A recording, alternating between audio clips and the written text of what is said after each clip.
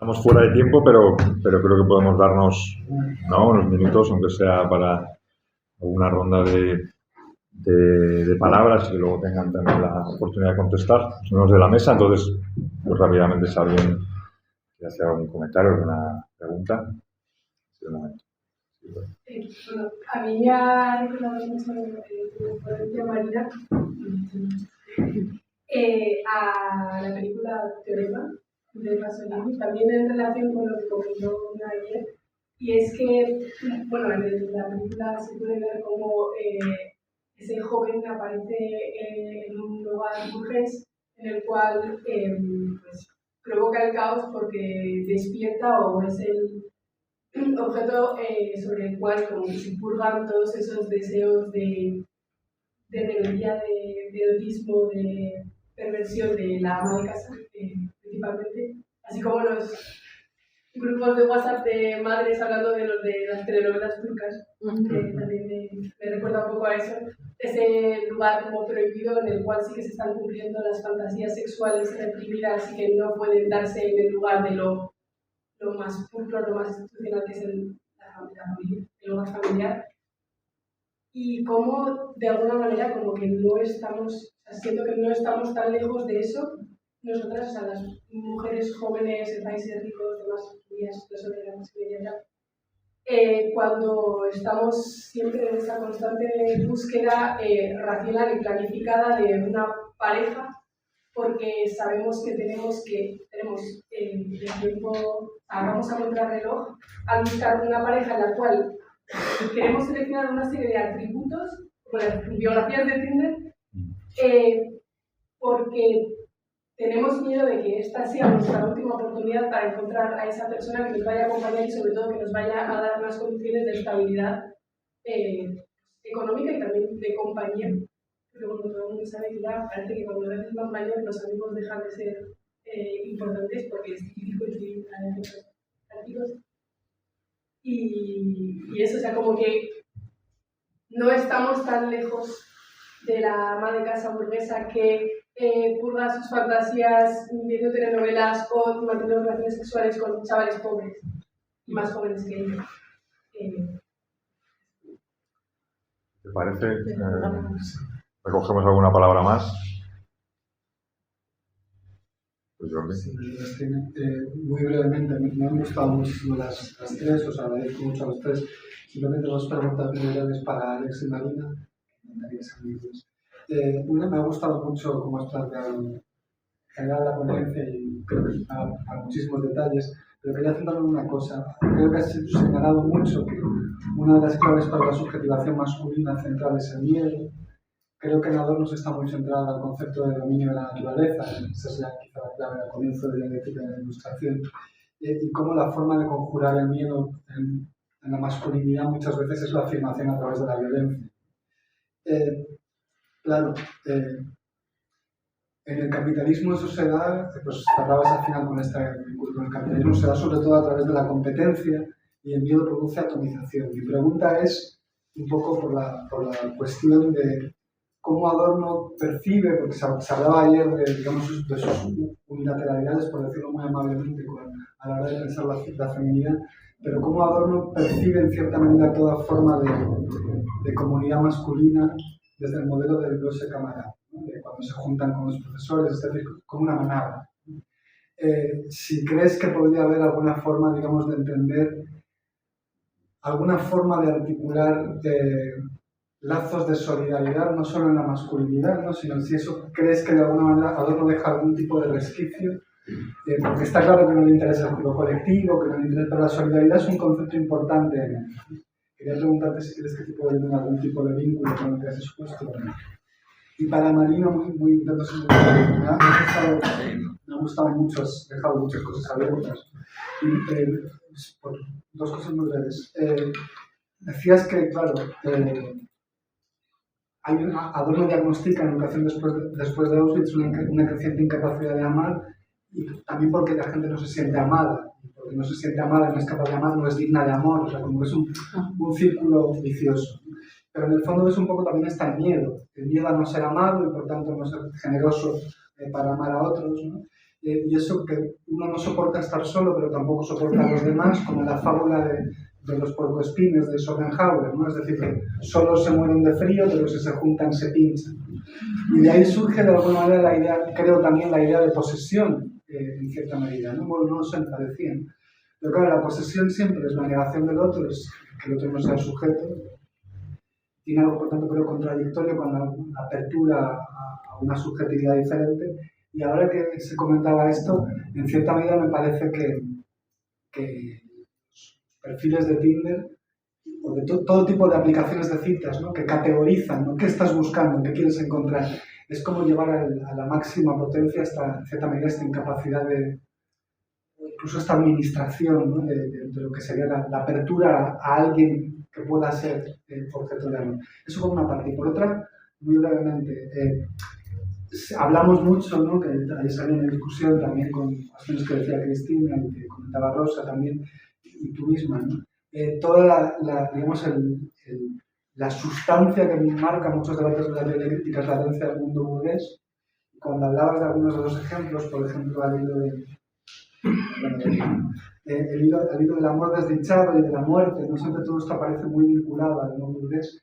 Quería preguntarte si no crees, porque creo que tú conoces, que tienes una mirada interesante a estos problemas, que no sería interesante intentar poner a trabajar las categorías de la teoría crítica con elementos de tradiciones que recogen elementos no burgueses, incluso a veces plebeyos, y pensar en cómo podría, digamos, ser vivificante a la hora de pensar las categorías de Adorno, de Marcuse, incluso de Benjamin, en lugar de ir a sus referentes clásicos, que siempre son la gran literatura alemana del 18 en adelante, por ejemplo, a la Celestina, donde aparece el amor descarnado. O sea, pensaba en Chilves, que le encanta la Celestina, ¿no? Pero que si eso no abriría, digamos, un elemento que no necesitas cambiar las categorías de la teoría crítica, las tienen ya para analizar esos fenómenos, pero creo que metería un aire que las daría una fuerza nueva. Fuerza nueva es un término técnico. Ya. Una nueva. Muy bien. Pues, Rosa, ¿cómo? La mía es brevísima. Marina, solo saber si, tal y como lo has planteado al final, parece que Adorno sería un referente para Poliamor. Entonces... Bueno, lo ejercitaba. Bueno, no. Yo creo que sí. Quiero decir, si el poliamor se entiende como el cuidado, ya, creo que sin cuidado, cuidaba más de lo que él cuidaba al resto. Entonces... Sí, es verdad. Perdón, o sea, no cuento nada nuevo, no. Entonces, bueno, no sé si crees que encajaría, por eso digo que es muy breve, si crees que encajaría dentro de... Si podrías convertirse en un referente teórico para Poliamor. Sí, muy breve. Digamos, voy a hacer un comentario cuando has planteado una tímida defensa llamémosle así, ¿no? Del ethos barroco. Claro, resulta evidentemente ninguno de los ethos trasciende el capitalismo y las ventajas comparativas eran extraordinariamente débiles en su presentación, ¿no? Y entonces resultaba, no sé, un poco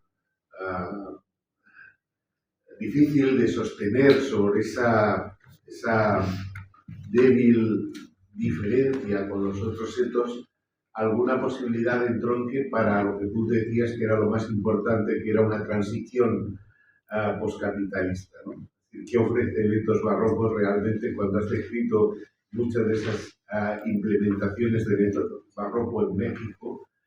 Resulta difícil albergar cualquier tipo de esperanza sobre algún tipo de trascendencia de la socialización capitalista, ¿no? Y por eso me gustaría que intentaras explicarlo un poco más. Sé que te estoy pidiendo demasiado. Bueno, y luego un breve comentario a Marina, y es que conforme ibas hablando me iba acordando de las reflexiones que hace Adorno en Las Marginalias sobre Mahler, cuando él comenta las canciones para niños muertos, ¿no? Kinder Toten Lieder, ¿no? Y él tiene una reflexión precisamente sobre la memoria la relación con los muertos.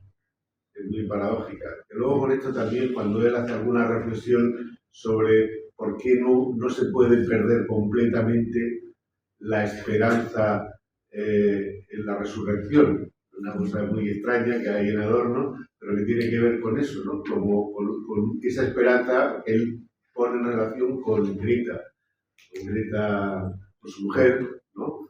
Esa esperanza irracional en que bueno, habrá posibilidad de un encuentro, ¿no? Entonces, en las canciones sobre los niños muertos, él dice que precisamente la relación con los muertos es la relación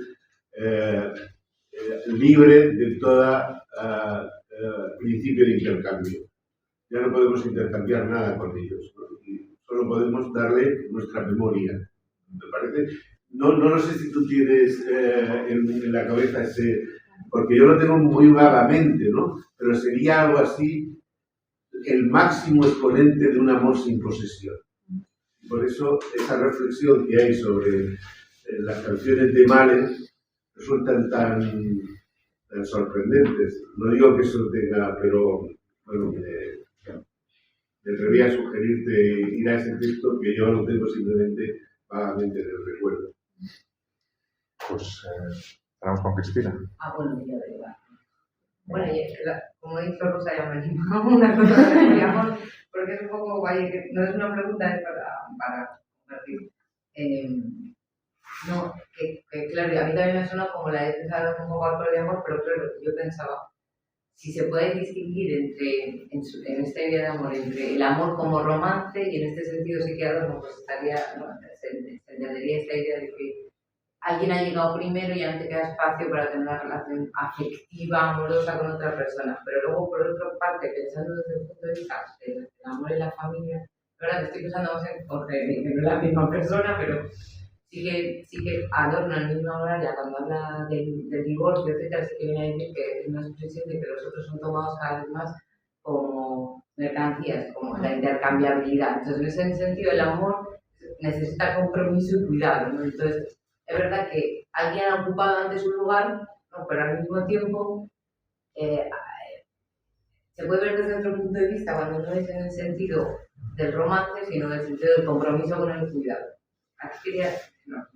Claro, si al haber pensado ellos que el locus del cuidado era solo, y del afecto y el cuidado era solo la familia, solo puedes esperar de tu esposa, por lo tanto, no sé cómo si es el primer tipo, o de tu esposo. Si hubiera reciprocidad. Entonces, en ese sentido, creo que coherencia lo que voy a decir. La ruptura, ¿no? El poliamor, o sea, la ruptura del vínculo del compromiso matrimonial no dejaría lugar para otras formas de cuidado. No sé si me explico, porque no las han pensado para la familia. Sin embargo, sí que han pensado esa liberación del deseo, como el amor como romance fuera de la familia. Por lo tanto, puede abrirse a más de uno. No sé si me explico lo que dicen, que siento que un sitio no han pensado, pero no sé tú cómo lo ves, si has visto en ese concepto de amor se despliega entre, o sea, esa disociación entre romance y cuidado, que yo no sé cómo tematizar, pero... Muy bien, pues a ver, tenemos un problema con el tiempo abstracto. Ya sé que aquí no somos muy defensores del tiempo homogéneo, pero realmente, sobre todo para que la siguiente sesión no se desplace demasiado, pues os voy a pedir concreción en las respuestas, si queréis, en el orden en el que habéis intervenido, como prefiráis. Puede ser. ¿Sí? Bueno, entonces empiezo. Entonces sí, gracias por la pregunta. Ya no me dio tiempo a hablar mucho de eso, pero el mestizaje cultural creo que es la ventaja principal del etos barroco, ¿no? Que se da ahí muchísimo más que los otros tres ete. ¿No? La posibilidad de convivir, insisto, aunque tengamos otra, no sé, religión, forma de hablar otro idioma, otra forma de comer, otra forma de vestirnos, otra forma de relacionarnos amorosa y amistosamente, todo eso, en estos barrocos sí se permite el mestizaje cultural, ¿no? Y que, digamos, la expresión artística son las las iglesias barrocas que hay en México, en Puebla sobre todo, que tienen muchas, permitían a los artistas indígenas, que los tenían que hacer, que normalmente usan los simbolismos españoles y europeos, porque así se los piden los jefes, al mismo tiempo les permiten meter de repente en su propia tradición estética, que ningún otro arte lo permite, ninguno. Todos los otros artes son puros, incluso justo la teoría crítica trabajó mucho el barroco como arte, el Nadón, etcétera, donde justamente, como ustedes saben, el barroco un tiempo se consideraba incluso no arte, ¿no? Justamente porque no es un estilo claro. El barroco es como el no estilo, ¿no? Porque es posible mezclar cosas que no se deberían de mezclar, estéticamente hablando, y lo mismo o algo muy parecido pasó socialmente. Se pueden mezclar formas de convivencia que no deberían de mezclarse, ¿no? Puesto la tasa de mortalidad sí ha sido menor en el etos barroco que en el etos realista, ¿no? Estados Unidos sobreviven como el 5% de los habitantes anteriores del territorio, de México es como el 15%. Suena a lo mejor muy cínico esta comparación, muy cínica, pero de todos modos es una diferencia, ¿no? Y en México ha sido seguramente uno de los países menos fascistas en la época del mundo, en la época del fascismo, ha sido el único país que protestó en contra de la anexión de Austria por parte de Alemania, el único país aparte de la Unión Soviética que mandó armas, como ustedes saben, aquí a España, y luego recibió más de 10.000 refugiados, etc. Todo eso no es casual, ¿no? Eso tiene que ver justo con el etos barroco. El etos barroco es no es antifascista tal cual, pero sí no encaja el fascismo ahí. El fascismo en el etos barroco no se lleva bien. Digo, insisto, no es un antifascismo político abierto, pero sí es algo que no se lleva, ¿no? Entonces, puesto yo creo que el etos barroco es no una esperanza, pero sí un último refugio, ¿no? Para, digamos, una sociedad no totalmente infiltrada por la ideología fascista como hoy en día está pasando a nivel europeo y no sé si mundial. En Europa es claro, la extrema derecha, quién sabe qué va a pasar en los próximos años, pero en Alemania están a punto de tomar el control del país y de España tampoco es muy divertido, ¿no? Y muchos, bueno, ustedes lo saben mejor que yo.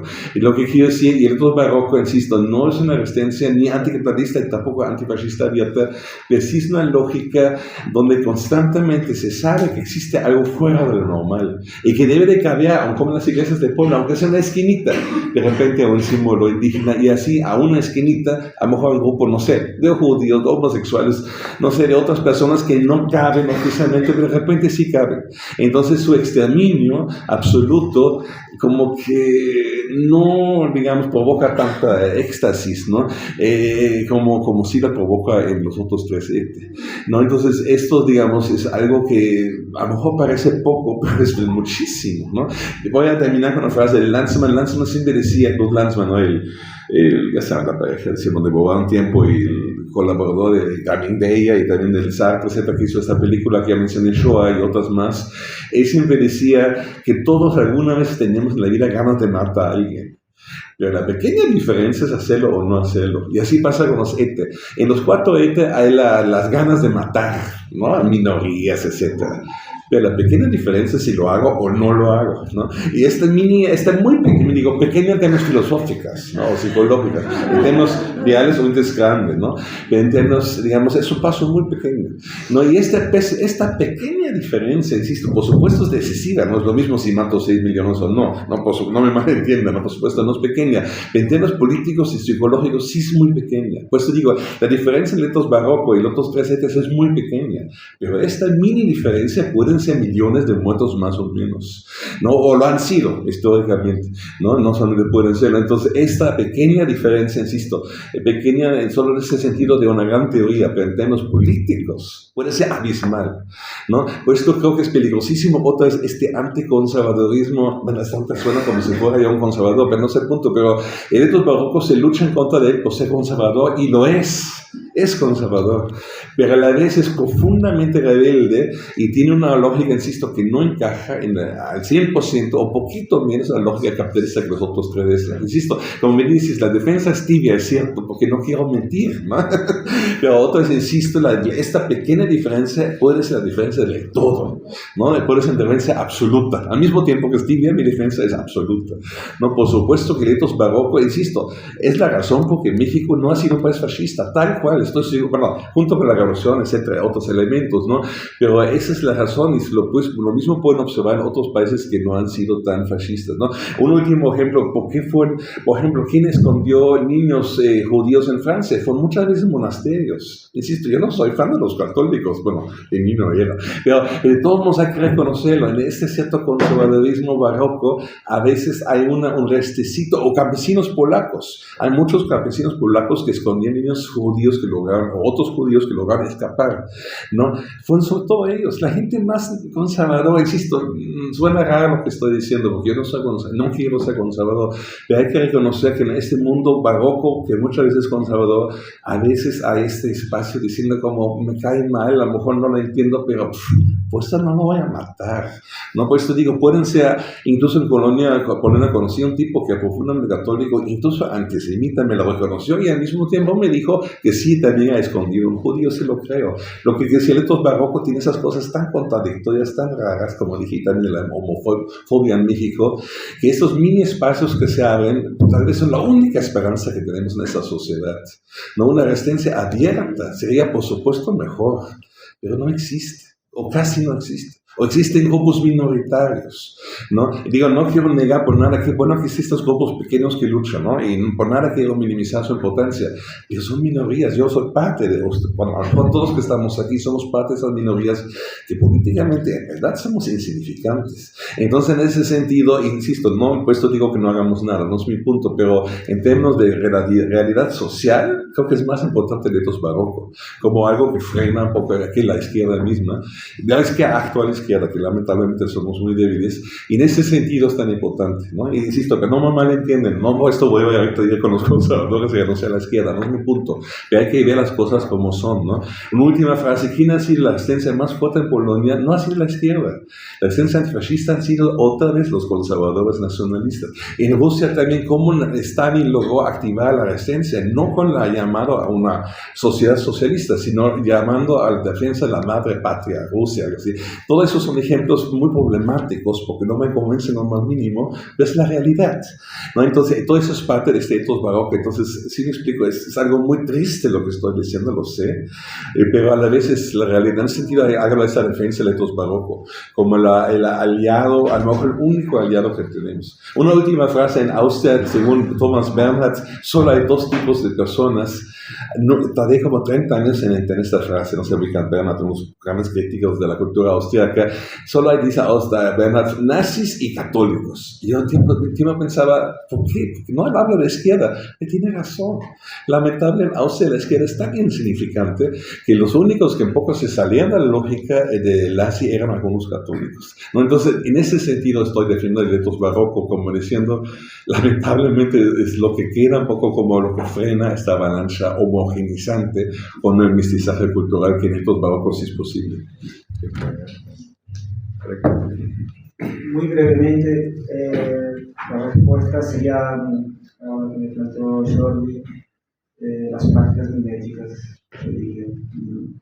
O sea, todo lo que de ninguna manera tendencialmente no puede ser reducido a la forma de mercancía, que pueda hacer alguna resistencia, ¿no? Por ejemplo, el arte, por ejemplo, el juego infantil, son ejemplos que lo trae, la amistad, ahí trae claramente, ¿no? Cuando defiende la idea de la amistad, por ejemplo, en la infancia, entre más calurosa, o sea, como más, no de grupo, sino de más individuales, ¿no? Y también el amor, ¿no? Yo diría, porque hay esta paradoja, o sea, no es posible amar, está al final del curso de Auschwitz, pero también hay algo ahí en dialéctica de ilustración, ¿no? Que es en el amor siempre hay una pérdida, ¿no? Siempre hay una pérdida, o sea, entonces no, como que no vale la pena desde el punto de vista del intercambio. Como tal, tal vez pudiera ser también un lugar donde la fama mercancía no fuese tan dominante, tal vez. Todo es tendencial, ¿no? O sea, no es que hay un lugar que sea libre de esto todo, ¿no? Es tendencial, ¿no? Digamos, ¿no? Posibilidades. Y esto exige también una renuncia del sujeto a su posición, ¿no? A su posición dominio masculinista, etc. Significa también dejarse afectar o afectar al otro, o sea, exige que se construyan experiencias, de hecho, ¿no? Y eso significa un combate a lo idéntico, ¿no? A lo idéntico. O sea, habría que buscar ahí una especie de...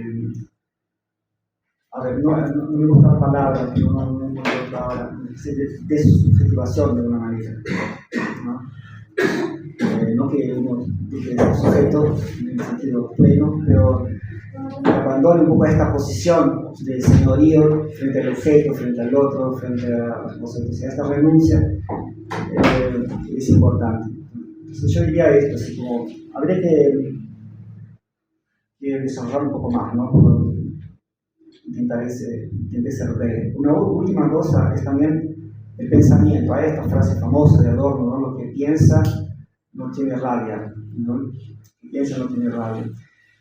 Parece muy bueno, ¿no? Y además yo diría, claro, a la Adorno, ¿no? El pensamiento que tenga también su momento de mímesis también, ¿no? Que no sea también la razón instrumental, digamos, ¿no? Así para poner en dos colores fuertes, ¿no? El momento de pensar con los oídos, digamos, ¿no? Pensar miméticamente. Tal vez pueda que no se sienta rabia, puede ser que ahí también hay algo, ¿no? Sobre todo hoy por hoy hay un mandato, entre otros, que es no pensar, no pensar. Muy bien, gracias, Alex. Nada, te traslado la responsabilidad de cerrar. Que este es el momento en el que estás hablando y la gente quiere tomarse un café, entonces, pero bueno, voy a intentar ir muy rápidamente. Con respecto a la primera pregunta, a mí me parece que, y voy a responder de manera polémica, o sea que habrá que seguir en otro momento, ¿no? Pero que sí que es verdad que, no, como parece que se libera esta imposición de casarse, etcétera, con elementos de la industria cultural, ¿no? Que también estaba ayer en la charla de Bruna. A mí me interesó mucho, por ejemplo, en Teoría King Kong, cuando Virginia Despentes, ¿no? Dice que habría que hacerse cargo de las contradicciones que incluso pueden ir en contra de la propia subjetivación, vamos a decir, emancipadora, ¿no? Por ejemplo, cuando dice que un deseo sexual habitual en las mujeres es el deseo de violación, que tiene que ver por cómo nos han socializado, ¿no? Y en vez de reprimirlo, considerar que eso no existe, etcétera, es ver de qué manera efectivamente eso puede marcar o no nuestra relación con la sexualidad, ¿no? Entonces a mí me parece que muchas veces esa tensión entre productos que vienen de una experiencia represora de la cultura y una que parece que es liberadora, pero puede derivar en su contrario, ¿no? Que por lo menos nos tendría que ayudar a pensar críticamente en eso. Y yo también estoy leyendo mucho últimamente a Dideriksen y él plantea que muchas veces en la articulación de esta cultura pop o industrializada, ¿no? Que nos permitiría tener un aprendizaje informal en este caso del amor, ¿no? Por ejemplo, él dice cuántos adolescentes o cuántos hemos tenido la experiencia de adolescentes de estar en nuestro cuarto escuchando canciones de amor, llorando ¿no? Y podríamos decir, bueno, eso es una relación cosificadora, pero también es una manera de relacionarnos de una manera más inmediata con nuestras propias emociones, ¿no? Entonces, bueno, yo plantearía como una relación dialéctica. Luego, con respecto a el miedo no será más del poliamor y todo esto, voy a intentar juntarlo. Desde mi punto de vista, lo que se encuentra de fondo también con la cuestión de si habría una intercambiabilidad de meros objetos, ¿no? y ya no sujetos a partir del divorcio, ¿no? Yo lo de la familia lo he omitido porque es muy complejo y no me puedo, además como vas a hablar de ello, pues luego lo comentamos, ¿no? Pero para mí lo que estaría de fondo es, por un lado, la cuestión de que aparece tantas veces en Adorno, la experiencia no arreglada, no preformada, ¿no? Que también tendría que intervenir en el amor, o sea, como no asumir que el amor es una caja en la que nos metemos. Yo creo que es lo que aparece en las distintas concreciones del amor en el contexto burgués. Y a la vez, algo que también aparece muchas veces, yo lo conozco más desde la creación artística, que es la necesidad de exoneración de la libertad, ¿no? Como que siempre la subjetividad se pone, por así decir, un control a sí misma, ¿no? Para que no se desboquen los caballos, ¿no? Esta cuestión que no solamente es instintiva, sino también racional, ¿no? Como siempre la razón busca su encaje en alguna forma preconcebida o preconocida, ¿no? Para poder encajar en la sociabilidad, ¿no? Que es lo que planteaba con los puercoespines, ¿no? Y desde mi punto de vista, precisamente esta resistencia a la intercambiabilidad o la posibilidad de Adorno como un pensador para el poliamor, y perdona que te he cortado, estaría en el pensamiento del amor desde la experiencia no arreglada, ¿no? Como que es algo que pone siempre en jaque la propia subjetividad en la medida en que dejamos de poseernos a nosotros mismos. Por eso empezaba planteando esto, ¿no? Que la negación de la posesión no solamente estaría en el otro, sino también en el sí mismo, ¿no? Y que no derive en esta cosa romántica de me desposeo tanto que me muero, ¿no? Que sería vale. Y con respecto a los referentes plebeyos, que también tiene que ver con males, desde mi punto de vista estoy muy de acuerdo. Además me parece que incluso también podría encontrarse en referentes burgueses otra manera de comprender esta aparición. Por ejemplo, Mozart es fundamental para entender el matrimonio como liberación del yugo de clase, y muchas veces es comprendido, yo creo que de una manera muy simplista en este sentido, porque es la primera aparición popular de un amor diferente. Incluso Benjamin, por ejemplo, en sus pocos comentarios musicales habla de la flauta mágica como una repetición del matrimonio burgués, lo cual no se entiende si analizamos de dónde viene la aparición del matrimonio en Mozart, que es mucho más liberador, por ejemplo, porque se canta el matrimonio en coros y no con voces solistas, lo cual es fundamental.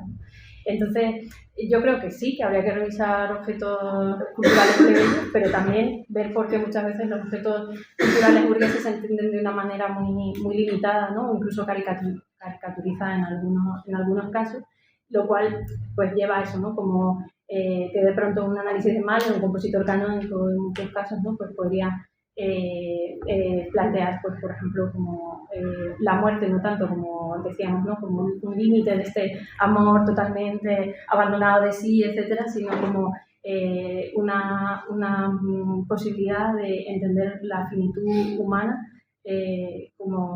como que no se agota, y digo esto no me quiero poner mística, ¿no? Con el más allá, etcétera, pero sí creo que en Adorno se encuentra siempre en el arte la cuestión del anhelo, de la promesa, de aquello que no está solo en este mundo, y insisto, no es una cuestión mística, sino que es que no puede nombrarse en este mundo, o no puede nombrarse con las reglas de este mundo, ¿no? Entonces yo creo que la muerte no es tanto por un más allá, sino por un más acá, que podría tematizarse con solamente pensando en el exceso de lo que lo real nos permite, ¿no? Muy bien. Muchísimas gracias. Gracias al público, gracias a los ponentes por este extraordinario diálogo, y nos vemos en 5 minutos, 10 minutos.